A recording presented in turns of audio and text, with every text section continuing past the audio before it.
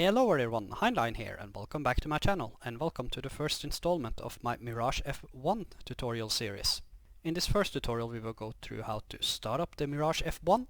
At the time of this recording we currently have two versions of the Mirage F-1 in DCS. We have the CE version and the EE version, where the CE is the oldest one and the one we are in today. You will find that the EE version is pretty much the same, but that different switches and buttons are at slightly different places in the EE version than the EC version. So without further ado, let's get right to it. Let's remove this thing by clicking here.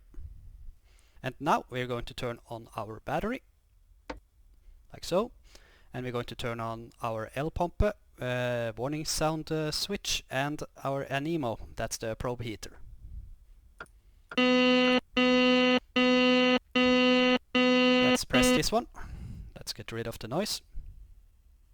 Yeah, it often comes up twice. I believe that the second warning sound is because the fuel pumps are off. And that brings us over to the second point, and we are going to turn on our fuel pumps. We're going to turn on these four switches right here. And let's flip this one open. Now I'm just going to show you a little key binding. And that is this one right here, throttle cut idle switch. I have it bound to my HOTAS, but you can bind it as you please. And what that button does is that it uncages your throttle, like so. Let's have it back into locked, so. Now we are going to push the starter button and hold it for approximately 3 seconds. 1000, 2000, 3000.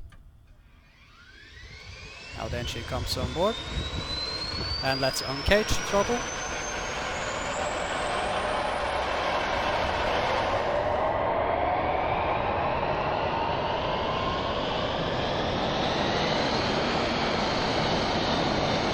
And our engine RPM will stabilize at roughly 2900.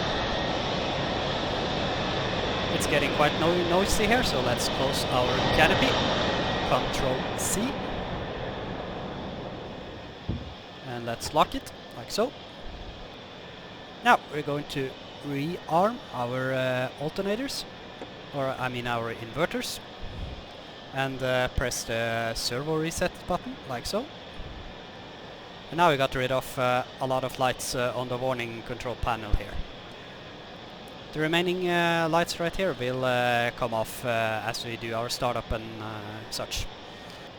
Next up we're going to check our QNH. It is 1013 right now, it's standard air pressure.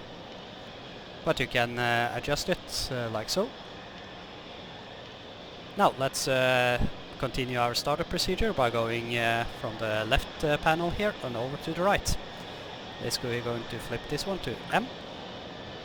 And we're going to set our tachons to our respective stations and such. And we're going to turn on our gyros. And we can see that it is aligning. It takes approximately 1 minute for the gyros to align properly. Next up we're going to turn on our HUD. And we're going to turn on our standby horizon switch. RWR, and we can turn on this one if you want to, the searchlight.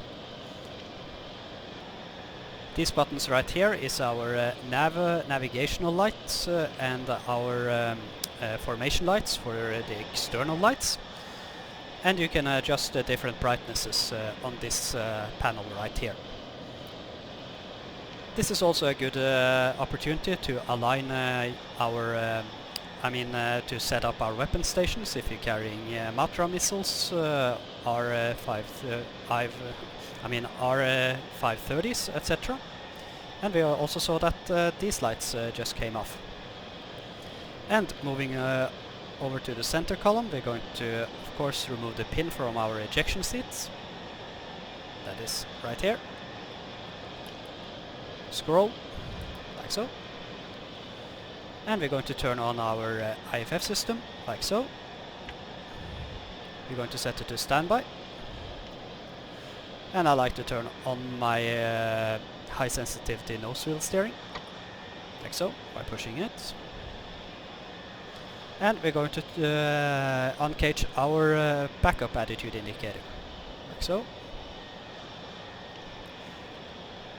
And I like to set this one to VT, that's VOR and TACAN.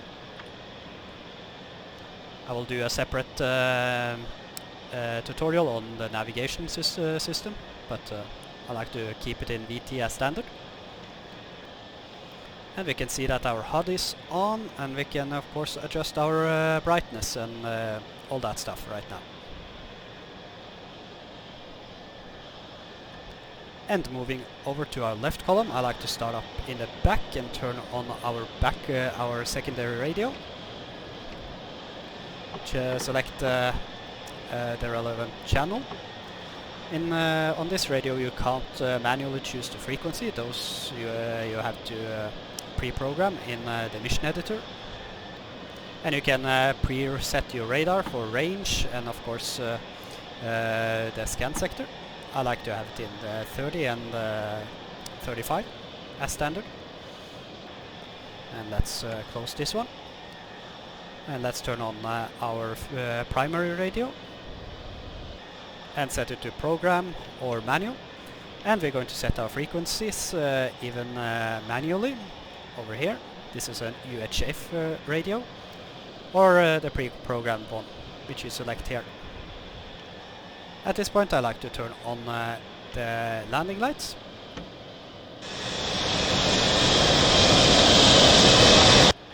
Remove the parking brake and flip out the guard for the landing gear, like so.